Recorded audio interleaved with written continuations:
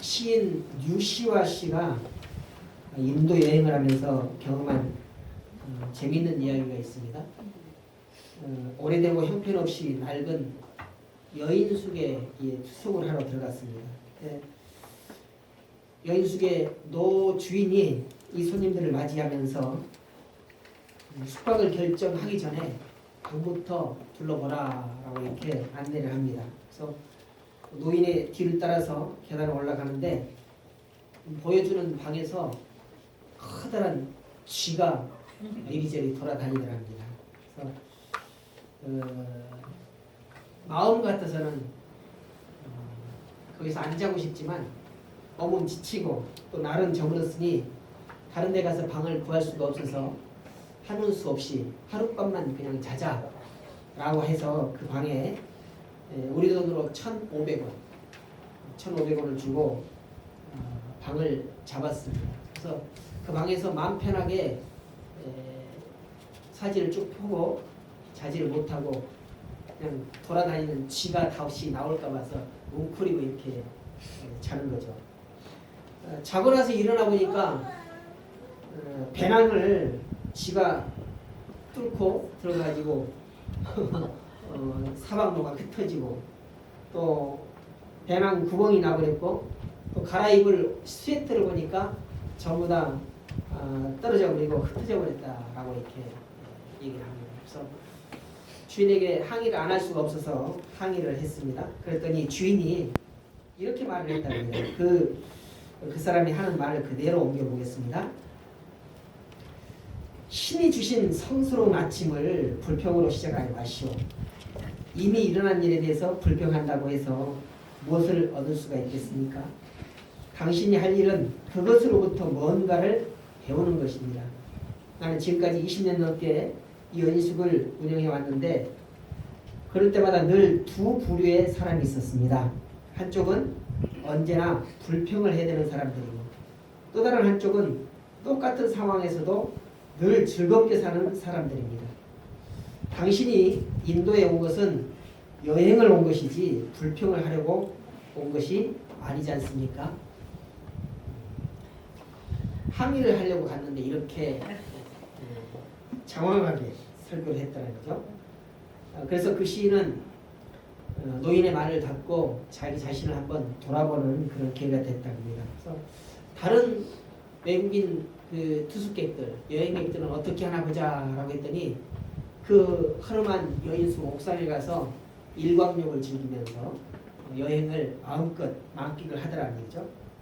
그래서 자기 자신은 하룻밤 먹으면서도 불평과 불만이 팽배했었다. 그래서 환경이 문제가 아니라 내 안에 있는 불평꾼이 문제구나 라고 하는 것을 깨달았다는 것이죠. 성도 여러분, 무엇으로 사십니까?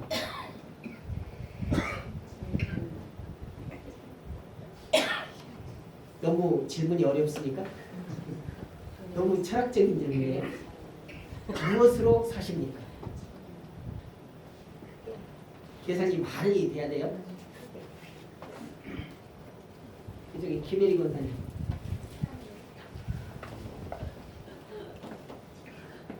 저쪽에 최금수 권사님. 무엇으로 사십니까?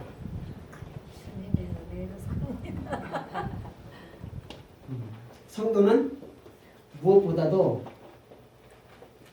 뭘로 살아야 될까요? 감사합니다.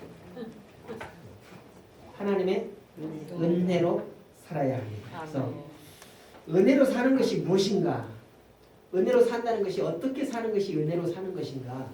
오늘 말씀 속에서 세 가지로 한번 뽑아서 살펴보면서 은혜 받기를 원합니다. 첫 번째는 은혜의 삶은 믿음의 삶이다.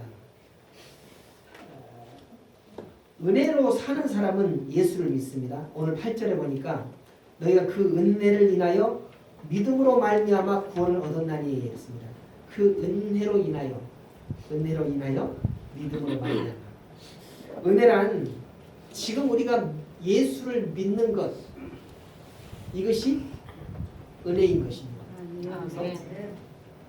예수 믿고 구원받은 것 그 자체가 바로 은혜이라는 것이죠. 그래서 하나님의 은혜로 우리는 믿고 구원받는 그런 삶을 샀습니다. 구원은 하나님의 은혜와 우리의 믿음으로 이루어져요. 하나님께서 우리에게 은혜를 베풀어 주시지 않았다면 우리는 믿을 수도 없었던 거죠. 그런데 하나님의 은혜가 모든 사람에게 주어졌음에도 불구하고 그 은혜를 받은 사람들 중에 어떤 사람은 믿고 어떤 사람은 믿지 않아요. 그래서 오늘 구원이라고 하는 것은 하나님의 은혜도 은혜이지만 그 은혜를 받고 믿겠다고 다짐하는 사람, 믿음을 실행하는 사람이 바로 구원을 쟁취할 수 있는 것입니다. 그래서 믿음도 하나님께서 주셔서 믿는 것이므로 구원은 전적으로 하나님의 선물인 것이죠. 여러분 우리가 구원을 내 어떤 능력으로 내 어떤 공로로 얻었다, 구원받았다 라고 하는 사람이 가끔 있을지 모르겠습니다. 그러나 성경에 비춰보면 그것은 전혀 잘못된 이론인 것이죠. 내가 내 노력으로 내가 내 의지로 구원받았다라고 하는 그런 사람이 있다면 서로 그가 구원을 받았다 할지라도 잘못된 구원의 삶을 살고 있는 것이죠. 오늘 은혜를 받아서 믿는 것이 아니라 믿게 된 것이 은혜인 것입니다. 하나님의 선물은 예수 믿고 구원받은 은혜인 것이죠. 우리는 예수 그리스도의 대속을 믿습니다. 예수 그리스도께서 십자가에 달리신 것은 전적으로 나의 죄를 대신해서 예수님께서 십자가에 달리셨다라고 예수님께서 말씀하셨습니다. 그래서 우리가 믿는 것은 하나님의 은혜를 믿는 것이지 나의 의로운 행동을, 나의 의로운 행위를 믿는 것은 아니다라는 것이죠. 5절에 보니까 너희가 은혜로 구원을 얻은 것이라. 우리는 이 말씀을 대하기 전에 늘 내가 내 의지로 교회에 나왔고 내가 내 의지로 예수를 믿겠다라고 했으니까 내가 믿었으니까 내가 구원받았겠거니 라고 이렇게 잘못 생각했었던 그런 시절이 있었어요. 그런데 성경에 보니까 분명히 너희가 은혜로 구원을 얻었다라고 이렇게 말씀합니다. 우리가 우리의 의지가 있지만 그 의지 때문에 우리가 구원받은 것이 아니라는 것입니다. 우리가 수고함이 있지만은 그 수고함 때문에 구원받은 것이 아니다라는 것입니다. 전적으로 구원은 하나님의 은혜이다 라는 것이죠. 그래서 믿음으로 의롭게 된다라는 것은 믿는 나로 인해서가 아니라 내가 믿는 하나님에 의해서 되는 일인 것입니다. 그래서 하나님의 은혜와 사랑이 구원이고 나의 믿음은 다만 도구일 뿐인 것이죠. 이것이 너희에게 난 것이 아니요 하나님의 선물이다 라고 이렇게 오늘 본문 말씀에 그렇게 나오고 있습니다. 전적으로 이 구원은 내가 어떤 노력을 해서 받은 것이 아니라 전적으로 하나님께서 우리에게 주시는 선물이라는 것이죠. 그래서 은혜도 선물이고 믿음도 선물인 것입니다. 하나님이 주신 믿음만이 하나님을 기쁘시게 해드릴 수 있습니다. 우리가 다른 어떤 것으로 하나님을 기쁘시게 해드릴 수가 없다는 것이죠. 하나님께서 우리에게 부어주신 그 은혜 때문에 내가 하나님을 믿게 되는데 그 믿음이 하나님을 기쁘시게 해드리는 것이다 라는 것이죠. 그래서 오늘 믿음이 나를 구원하고 내가 믿게 되는 대로 믿는 대로 되게 하는데 그래서 우리는 가끔 이런 말을 할 때가 있어요. 어떤 말이냐? 여러분도 아마 그런 말씀을 했을 때가 있을 것입니다. 우리 아버지가요 돌아가셨는데 정말로 착하게 사셨어요. 정말로 선한 일을 많이 하셨어요. 정말로 법 없이도 살다 가셨다라고 하는 그런 얘기를 다른 사람들에게 많이 들었어요. 그러니까 예수 안 믿어서도 지금 천국에 가셨겠죠. 이런 얘기 안 들어봤어요? 저는 많이 들었어요. 이런 얘기. 아니 예수 안 믿는 사람에게 들은 것이 아니라 예수 믿는 사람에게 들었어요. 우리 아버지가 그때는 우리 동네에 시골 동네에 교회가 없어가지고 예수를 안 믿었어요. 근데 정말 착하게 살았어요. 다른 사람에게 해꾸지 안 하고 다른 사람이 해야 되는 일 안 하고 정말 선한 일 남들 도와주면서 그렇게 살았어요. 이게 지금 천국 가 있겠죠? 금시초문이에요? 저는 많이 들었다니까요. 뭔 얘기일까요? 스스로 이완을 하는 얘기예요. 내가 내 아버지에게 전도하지 못했는데 그렇게 착하게 사셨으니까 그래도 지옥 간 것이 아니라 천국 가셨겠지라고 하는 그런 하나의 자기 위안이죠. 그러나 성경은 분명히 말씀합니다. 예수 그리스도를 통하지 않고는 누구라도 구원받을 수 없다. 아무리 이 세상에서 선한 일을 많이 하고 아무리 이 세상에 봉사를 많이 하고 착한 일을 많이 하고 세상이 만들어 놓은 그 법이 없어도 살았던 그런 사람이라 할지라도 그가 생전에 예수는 나의 구주입니다. 예수는 하나님의 아들이시고 나를 위해서 십자가에 달려 돌아가셨습니다. 라고 하는 이런 고백이 없었다면 그는 착한 사람이랄지라도 선한 일을 많이 했을지라도 지금 천국에 갈지 않다는 것입니다. 여러분 여기서 분명히 우리가 알 것은 자기 의로는 구원받을 수 없다라는 것을 우리는 분명히 알아야 한다는 것이죠. 그래서 여러분 우리 중에도 그렇게 착각을 할 수도 있어요. 내가 잘 믿으니까 내가 열심히 교회 출석하니까 안 믿는 내 자녀, 안 믿는 내 부모는 내 공로 때문에 혹시 곁다리라도 갈 수 있지 않을까? 그렇게 생각하시는 분이 혹시 있을지 모르겠어요. 혹시. 그러지 마시라고. 그런 생각 추호도 하지 마시라는 거예요. 절대로 구원은 자기 의로 갈 수 없고 하나님을 믿음으로 하나님께서 은혜 베푸신 그 은혜를 통하여서 믿음으로 말미암아서 구원을 얻게 된다.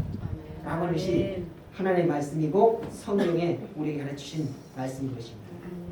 사람이 어떤 행함으로 인하여서 의인이 될 수 없다고 하는 것이 성경에 우리에게 향하신 가르침이에요. 하나님의 긍휼에 의해서 의롭다라고 칭해 주신 그런 사람이 아니고는 하늘나라에 갈 수 없다는 것입니다. 여러분, 우리가 착하게 살아서 의로운 사람이 될 수 없습니다. 우리가 선한 일을 많이 해서 의로운 사람이 될 수 없어요. 우리는 우리의 행동으로는 우리의 의지로는 우리의 생각으로는 절대로 의로운 사람이 될 수 없다니까요. 그런 우리에게 하나님께서 조그마한 우리 행실을 보시고 어떤 행실이요? 예수를 믿는 그 믿음.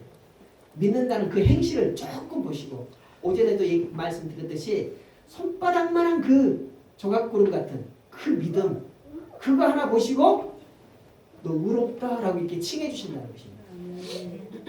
그것 때문에 우리가 의롭다라고 의인이라고 하는 그런 칭호를 받은 것이에요. 우리가 선한 일, 착한 일을 해서가 아니라 하나님께서 의롭다라고 해주시니까 의로운 사람이 된 것입니다. 그것 때문에 우리는 천국 백성이 되어지는 것이죠. 오늘 무디 목사님은 그를 따르는 어떤 사람이 그에게 물었어요. 예수를 시원찮게 믿은 우리 어머니가 세상을 떠나셨는데 천국에 가셨을까요? 물었어요. 무디 목사님이 이렇게 대답합니다. 나는 전도를 많이 했지만 예수님 앞에 있는 생명책을 내가 보지 못했습니다. 내가 예수님께서 내게 명하신 그 일들을 온전히 순종하겠다라고 이렇게 하면서 일을 많이 했지만 그러나 예수님 손에 들려있는 그 생명책을 내가 보지 못했습니다. 그러니까 내가 아는 것은 오직 예수를 믿는 자만 천국에 들어가는 것을 알고 있습니다. 아멘. 내가 내 눈으로 예수님 손에 들려있는 생명책을 보지 못했기 때문에 당신의 어머니가 어떻게 믿었는지 모르고 그러니까 그분이 천국에 가 있는지 안 가 있는지 나는 모른다는 얘기죠. 나는 내가 알기는 오직 예수를 믿는 사람 예수를 나의 구세주다라고 고백하는 사람, 그 사람만이 천국에 갈 수 있다라고 하는 그것만 알고 있습니다. 라고 이렇게 말했다고 합니다. 오늘 8절에 보니까 너희가 그 은혜로 인하여 믿음으로 말미암아 구원을 얻었나니, 우리는 은혜로 구원을 얻은 것을 믿습니다. 우리의 공로가 아니라, 우리의 어떤 노력이 아니라 은혜로 구원을 얻는 것입니다. 그 은총을 입고 예수를 믿어서 구원을 받습니다. 히브리서 기자는 11장 6절에서 이렇게 말합니다. 믿음이 없이는 하나님을 기쁘시게 못하나니 하나님께 나아가는 자는 반드시 그가 계신 것과 자기를 찾는 자들에게 상 주시는 이심을 믿어야 할지니라. 하나님이 계시는 것, 그리고 그를 믿는 자를 상 주시는 분, 그분이 하나님이시다라고 하는 것을 믿는 자, 그들이 바로 하나님 백성되고 하나님을 기쁘시게 해드릴 수 있다는 것입니다.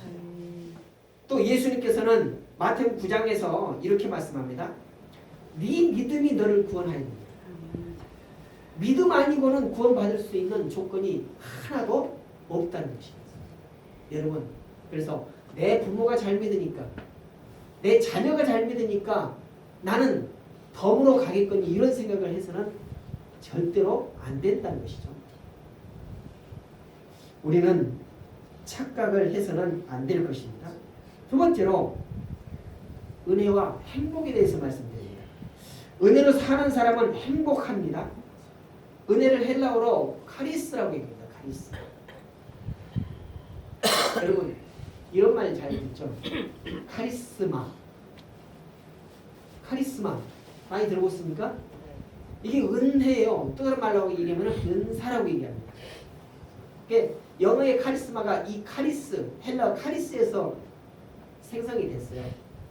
그래서 어쩐지 하나님께서 그에게 부어주신 그 은사가 있으면 그 은사로 일을 행하는데, 배우지 못했어도, 명예가 없어도, 건강하지 못해도 그 은사로 일할 때 카리스마가, 지도력이 있다는 거죠. 능력이 나타나게 되어진다는 것입니다.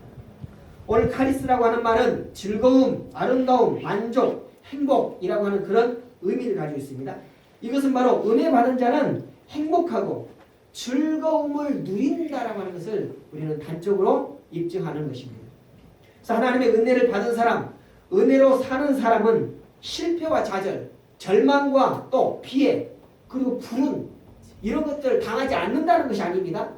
그런 일을 당함에도 불구하고, 그럼에도 불구하고 소망과 실존하고 있는, 내가 살아있다고 하는 것에 대해서 행복감을 가질 수 있다는 것입니다. 만인이 가지지 못했다 할지라도, 또 많이 건강하지 못하다 할지라도 거기에서 그것이 원인이 돼서 좌절하거나 또는 낙심하거나 하지 않냐고, 그 가운데서도 행복을 찾고 그 가운데서 나의 살아있는 가치를 알게 되어진다는 것입니다. 오늘 예수 그리스도의 은혜를 받은 사람은 영혼의 깊은 곳에서 용솟음치는 행복의 샘물이 있기 때문에 그렇게 기뻐할 수 있는 것입니다. 가브리엘 천사가 마리아를 찾아와서 은혜를 받은 자여 평안할지어다 라고 이렇게 말하죠. 평안할지어다 라고 하는 이 말이 바로 기뻐하라는 뜻입니다. 하나님의 은혜는 기뻐하고 행복하게 합니다. 엘리사벳이 누구죠? 성경에 엘리사벳이라고 하는 이름이 나옵니다. 여러분이 알고 계시는 엘리사벳은 누구십니까?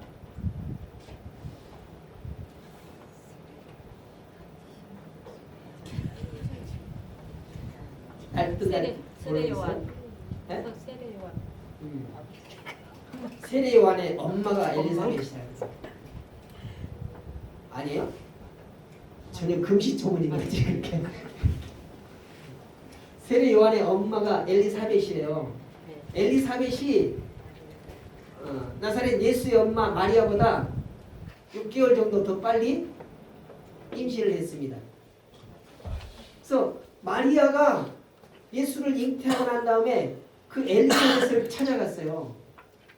실제로 성지순례 가서 보니까 옆 동네가 아니에요.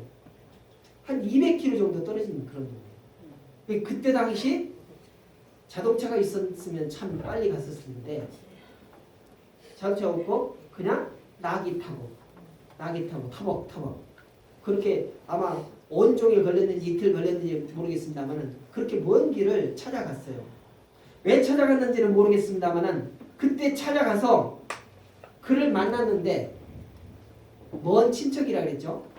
근데 그를 향하여서 은혜 받은 자여라고 이렇게 얘기해요. 은혜 받은 자요. 오늘 은혜라고 하는 것은 바로 제한 없는 사랑을 의미해요. 제한 없는 사랑. 그러니까 이 마리아를 향하여서 자주 보지도 않는 그런 사이였습니다. 그런데 그를 향하여서 그가 어떤 상태인지도 모르는 상태에서 엘리사벳이 마리아에게 은혜 받은 자요 라고 이렇게 말했어요. 여러분도 은혜 받은 자의 삶이 사시기 바랍니다. 아멘. 은혜는 하나님의 무한한 그런 사랑을 의미해요. 그래서 죄 용서를 받고 생명에 들어가고 기쁨과 평안을 맛보고 영원한 소명을 가진 그런 삶. 그것이 바로 은혜 받은 삶인 것입니다. 오늘 그리스도의 은혜는 하나로 묶는 힘을 가지고 있습니다. 주님과 함께 연합하고 형제와 하나가 되게 하는 그런 능력을 가진 것입니다. 시편 133편에 보니까 이렇게 말하고 있어요. 형제가 연합하여 동거함이 어찌 그리 선하고 아름다운고 거기서 여호와께서 복을 명하셨나니 곧 영생이로다. 여러분 이 은혜는 사람과 사람을 하나로 묶는 그런 능력이 있습니다. 이 은혜는 하나님과 나를 하나로 연합하는 그런 능력이 있어요. 그래서 이 연합이 바로 이 은혜가 우리에게 임하게 되면 그것이 얼마나 선하고 아름다운 것으로 표현이 되는지 모르는 것입니다. 은혜는 연합하게 합니다. 의견과 판단이 하나가 되게 합니다. 동일한 생각을 갖지 못했다 할지라도 한 마음이 되게 합니다. 그래서 함께 의무를 지게 되는 것이죠. 여러분, 우리 교회에도 봉사대원들이 있습니다. 여러분이 계셔요. 근데 마음이 똑같습니까? 김은숙 권사님, 이복순 권사님하고 마음이 똑같아요? 다 제가 줘요. 다 각색 성격이 다 있어요. 그런데 하나로 뭉쳐서 봉사의 일을 감당하잖아요. 뭐 때문에? 은혜라는 얘기입니다.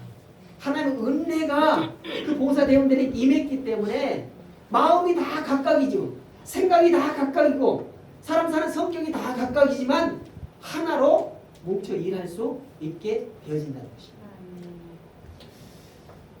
모세가 이스라엘 백성들을 이끌고 홍해를 건너서 스루 강야를 3일 동안 걷습니다. 애굽에서 쌓은 음식거리 또 물 이런 다 떨어져 가요.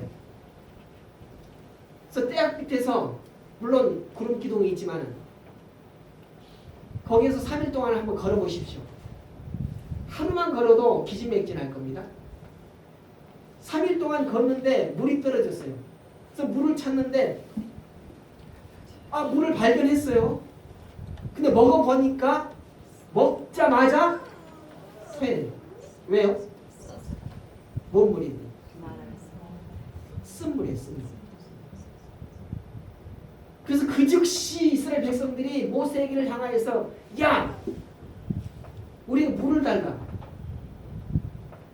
목말라 죽겠다. 그러면서 욕을 하잖아요. 불평불만을 합니다. 그래서 모세가 하나님께 구합니다. 하나님, 이 백성을 왜 애굽에서 이끌어내가지고 여기서 이 광야에서 목말라 죽게 만드실 겁니까? 그랬더니 하나님께서 야, 내가 지시하는 저 나뭇가지를 꺼서 그 못에 던져라. 못에 던져라. 그대로 던졌잖아요. 그리고는 물을 마셔봤어요. 조금 전까지 썼던 물이 어떻게 됐다고 그래요? 단물이 됐대요. 단물이. 여러분, 뭐가 매개체가 돼가지고 지금 쓴물이 단물이 됐습니까? 왜 쓴물이 단물이 됐어요? 다시 얘기해요? 다시 처음부터 이 말이에요? 하나님을 뭐가 쓴물이 단물이 되겠어요? 다시 얘기해요. 모세가 하나님께 기도를 했다니까요. 이 백성을 말라 목말라 죽게 하겠습니까? 그랬더니 하나님이 내가 지시한 나무 가지를 꺾어서 던져라. 그랬더니 단물이 됐대요. 뭐가 쓴물이 단물이 되겠어요? 하나님의 은혜로 나무가지. 이 뭐 영적으로 뭔 말일까요?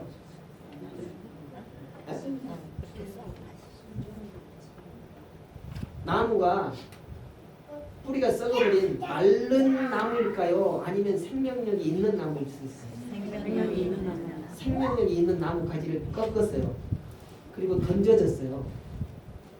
뭐에? 나무에 희생 아닌가 있어요.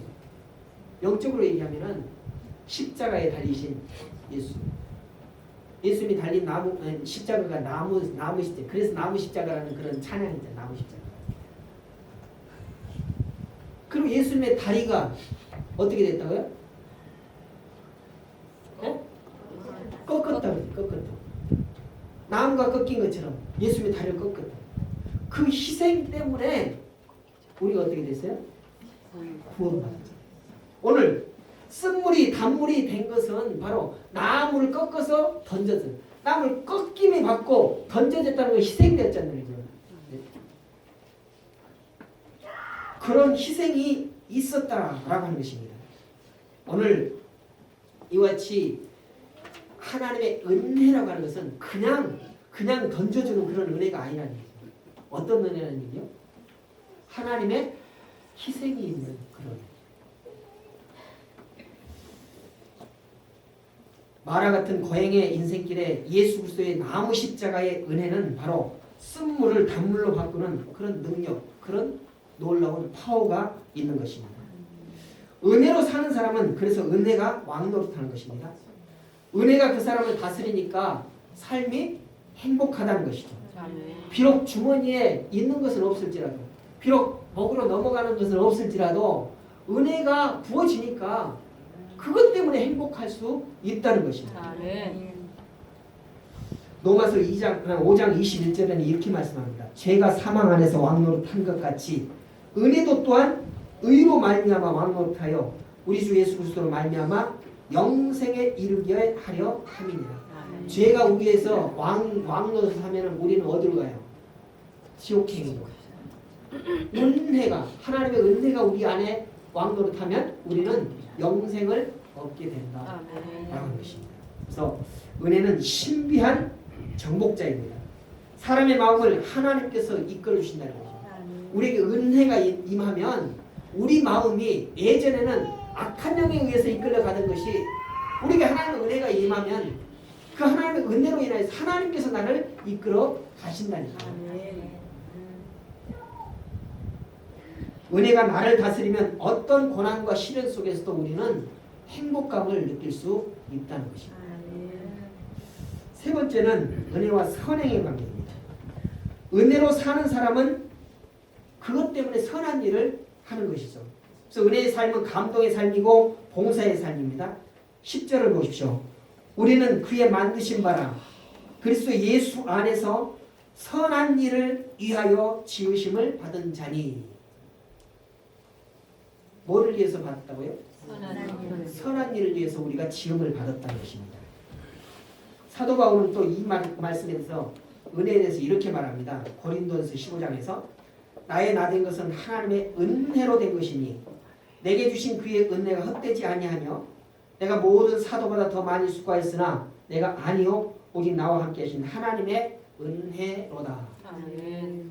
우리가 신앙생활에 모본 내가 정말로 닮고 싶다라고 하는 그런 우리의 선진들을 얘기하자면 누구를 꼽아요?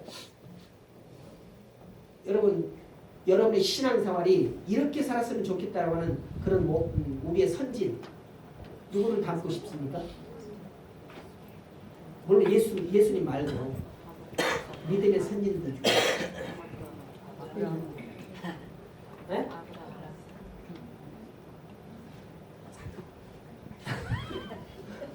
너무 어려운가? 사도 바울. 네. 우리가 이렇게 신앙생활을 하고 싶다라고 하는 그런 그 닮고 싶은 사람 그 얘기하면 대부분 바울을 닮고 싶다고 하나요? 아닌가 보네. 다른 사람 더 닮고 싶은 분이 있는 거예요. 아마 대부분 성도들은 나도 바울처럼 살고 싶다. 근데 못해서 아니다. 그렇게 못 살아서 아니다 라고 이렇게 얘기하잖아요. 그런데 오늘 바울이 고백하기를 나는 예수 만나기 전에 정말로 명망 있는 가브리엘이야? 뭐죠? 가말리엘 그 가문에서 교육을 받았고 그대로 성장을 한다면 아마 그 가문에 으뜸되는 선생이 되지 않았을까? 명예도 있고 권세도 있고. 네? 그런데 예수 만나고 나서 그것들을 생각해 보니까 그 명예, 그 가문 이런 것이 하나 배설물 같다라고 이렇게 고백하지 않습니까? 그래서 오늘 말씀처럼 하나님께서 내가 예수를 만난 다음에 누구보다 어떤 사도들보다 더 열심히 수고를 했고 많은 일을 했지만 이것은 내가 한 것이 아니라 오직 하나님께서 나를 통하여 하신 일이다 라고 이렇게 고백하고 있다는 것입니다. 그래서 오늘 선한 일을 위해서 우리는 지음을 받았습니다. 더 많은 수고를 할 수 있는 것이 바로 하나님께서 우리에게 부어주신 은혜 때문이라는 것이죠. 그래서 그의 봉사와 헌신은 의무적으로 하는 것이 아니라 그리스도의 은혜에서 비롯된 것이다 라고 하십니다. 오늘 저 뒤에 계시는 우리 집사님 이름이 계속 나오네요. 네? 많이 불러주니까 행복하죠? 네. 그래서 우리가 은혜를 입고 우리가 행하는 일은 어떤 보상을 바라고 하는 일이 아니다라는 것입니다. 하나님께서 나에게 부어주셨으니까 내가 그에 따라서 행한다. 아무런 값없이 한다라고는 그런 마음이 생긴다는 것입니다. 그래서 우리는 그렇게 하나님의 일을 행할 때 어떤 마음을 가지고 하느냐. 하나님께 빚진 자의 마음을 가지고 복음의 빚진 자라고 하지 않습니다. 복음의 빚진 자. 그러니까 나는 하나님으로부터 나는 예수님으로부터 복음의 빚진 자이기 때문에 그 빚을 갚는다라고 하는 마음으로 하기 때문에 어떤 대가도 바라지 않을 수 있다는 것입니다. 은혜로 사는 사람은 봉사의 열매를 맺습니다. 은혜의 삶은 바로 자신에게 보람을 주고 다른 사람에게는 감동을 주는 것이죠. 그래서 보람은 있지만 감동은 없고 감동은 있지만 보람이 없다고 한다면 얼마나 힘 빠지겠습니까?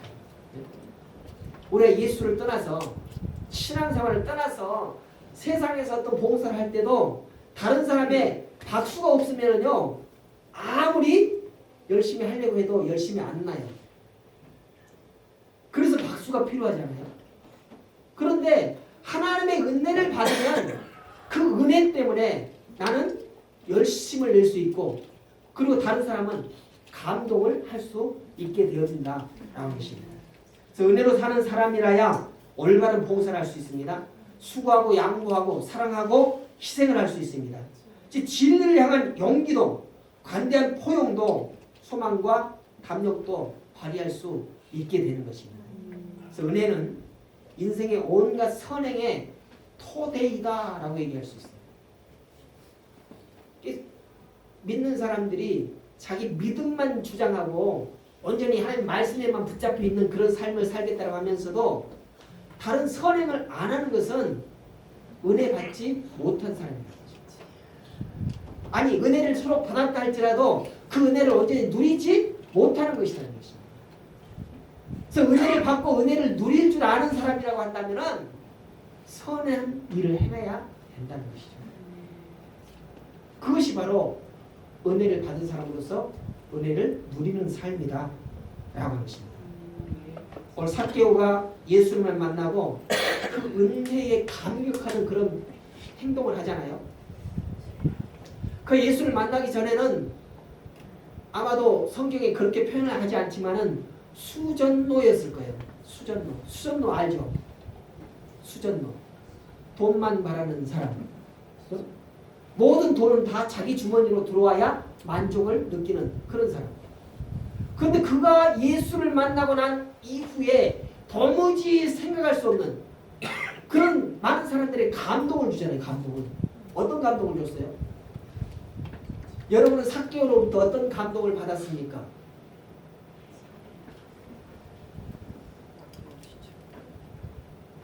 호환이 감동을 안 받은 거예요. 나만 감동을 받은 거예요. 보세요. 자기 가진 것으로 가난한 자에게 주겠다라고 합니다. 거기서 끝났으면 별로 감동이 안 와요.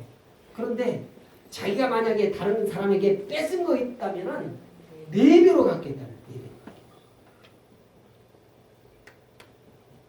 그 중에 삭개오에게 빼앗긴 적이 있는 사람은 얼마나 좋겠어요. 그죠? 400%로 이렇게 뻥튀기 해가지고 돌려받을 수 있어요. 얼마나 감동이에요. 별로 감동이 안 오는 거예요. 은혜가 임하면 이런 감동을 다른 사람에게 줄 수 있다는 것입니다. 찬송가 141장에 보면 이런 가사가 나와요. 늘 울어도 눈물로써 못 갚을 줄 알아요. 몸밖에 드릴 것 없어 이 몸 마칩니다. 141장 한번 펴보십시오. 찬송가 141장.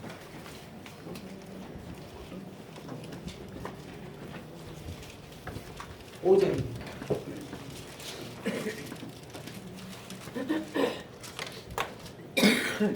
자, 반주 없이 생명학으로 같이 불러보겠습니다. 늘 울어도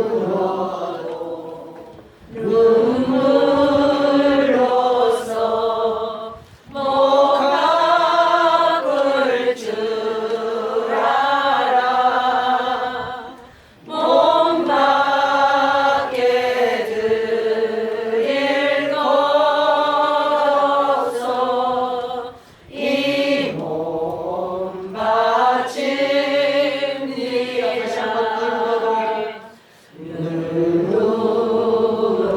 울어도 눈물로써 못 갚을 줄 알아 몸밖에 드릴 것 없어 이 몸 바칩니다. 로마서 12장 1절에 이렇게 말합니다. 너희 몸을 하나님이 기뻐하시는 거룩한 산 제사로 드리라. 이는 너희 드릴 영적 예배니라. 은혜란 무엇입니까? 하나님이 보내신 예수 그리스도 그 피공로로 조건 없이 다만 믿음으로 죄 사함을 얻어서 구원에 이르는 것. 그것이 바로 우리에게 부어주신 은혜인 것입니다. 나 같은 죄인의 속죄를 위하여서 예수님께서는 하나님이신 예수님께서 이 땅에 오셔서 십자가의 죽으심을 당하신 것입니다. 그래서 우리가 은혜로 산다라고 하는 것은 그리스도께서 십자가에 행하신 그 정신, 그 정신으로 봉사하고 또 사랑을 나누고 섬기는 삶, 그것이 바로 은혜로 산다라고 하는 것을 말하는 것입니다. 요한일서 2장 6절에서 요한사도는 저 안에 거한다 하는 자는 그의 행하시는 대로 자기도 행할지니라 이렇게 말씀하셨습니다. 그래서 우리가 예수와 함께 동거하고 내 안에 성령께서 또 성령 안에 우리가 거한다라고 이렇게 우리는 고백하고 있는데, 그렇게 고백하는 것은 바로 그의 행하신 대로, 예수님께서 이 땅에서 행하신 대로 우리도 행하는 그런 삶을 사는 것이라는 것입니다. 은혜를 받았다고 하면서도 하나님을 별로 두려워하지 않는 그런 사람들을 우리는 많이 보지 않습니까? 이사야는 예수님에 대해서 예언하기를 그가 여호와를 경외함으로 즐거움을 삼을 것이며 라고 얘기했습니다. 여호와를 두려워하는 것으로 기쁨을 삼겠다는 거죠. 여호와를 대할 때 두려움과 떨림으로 대하는 것, 그것이 성도들의 기쁨이 되어야 한다는 것입니다. 하나님을 대하는데 아무렇지도 않게 아무 경외함이 없이 그렇게 대하는 것은 하나님께서 기뻐하시지 않는다는 것입니다. 여호와를 두려워하는 것으로 기쁨을 삼는 것이죠. 또 히브리서 기자는 너희는 돌아와 하나님의 은혜에 이르지 못하는 자가 있는가 두려워하고 또 쓴뿌리가 나서 괴롭게 하고 많은 사람이 이로 말미암아 더러움을 입을까 두려워하고라고 있습니다. 여기서 쓴뿌리라고 하는 것은 하나님을 두려워하지 않는 마음이에요. 우리 마음 가운데, 우리 신령 가운데 이런 쓴뿌리가 자라서는 안 된다는 거죠. 하나님을 믿는다고 하면서 하나님을 가볍게 여기고 가볍게 여기고 하나님을 서면서도 아무렇지 않게 그냥 일상적으로 사람 대하듯이 그렇게 대하는 것, 이것은 하나님께 온전한 삶의 자세가 아니다라는 것입니다. 그런 삶은 바로 쓴뿌리라는 거죠. 그래서 우리는 우리 속에 있는 쓴뿌리를 전부 다 뽑아내야 할 것입니다. 그들은 어떤 것에도 만족함이 없고 방해를 일삼는 그런 삶을 살게 됩니다. 속에 쓴뿌리를 잔뜩 품고 있는 사람은 교회 일에서도 방해꾼일 수밖에 없다는 거죠. 연합하지도 않고 합력하지도 않고 늘 자기 주장만 주장하고 자기 주장만 내세우려고 하는 그런 삶을 산다는 것입니다. 교회 출입은 하지만 교회에 속한 사람이 아닐 수 있다는 것입니다. 은혜는 받았지만 은혜에 대해서 적절하게 반응하지 못하는 사람들이 바로 그 속에 쓴뿌리가 있는 것입니다. 은혜에 대해서 바르지 못한 그런 응답을 자신에게 있어서 은혜에 대해서 바르게 응답해서 자신에게 복이 되고 그리고 교회에 덕이 되고 하나님께 영광이 되어지는 그런 삶을 살아가는 것, 이것이 바로 하나님께서 기뻐하시는 것입니다. 로마서 2장 10절에서는 선을 행하는 각 사람에게 영광과 존귀와 평강이 있으리라 이렇게 말씀합니다. 그 선이 하나님의 은혜를 입어서 하는 선을 말하는 것입니다. 세상에서 나타나는 그런 선이 아니라 하나님의 은혜를 입어서 나타나는 선, 그런 선을 행할 때에 영광과 존귀와 평강이 있겠다는 것입니다. 선한 마음을 갖지 못한 사람, 선한 일을 하지 못하는 사람은 영광과 명예와 평강도 누리지 못하는 것입니다. 그 마음에는 은혜가 역사하지 못하는 것입니다. 우리는 이런 말을 하죠. 어떤 사람을 보면서 참마다. 어떤 권사님이 다른 며느리를 보면서, 다른 집 며느리를 보면서 참하다. 나도 저런 참한 며느리를 봤으면 좋겠다. 그렇게 기도했더니 나도 참한 며느리를 봤다라고 간증을 했어요. 참하다. 뭔 말일까요? 네? 우리말로 하니까 잘 모르겠는 거예요. 영어로 할게요. charming. 뭔 말이에요? 아름답고 매력적이다.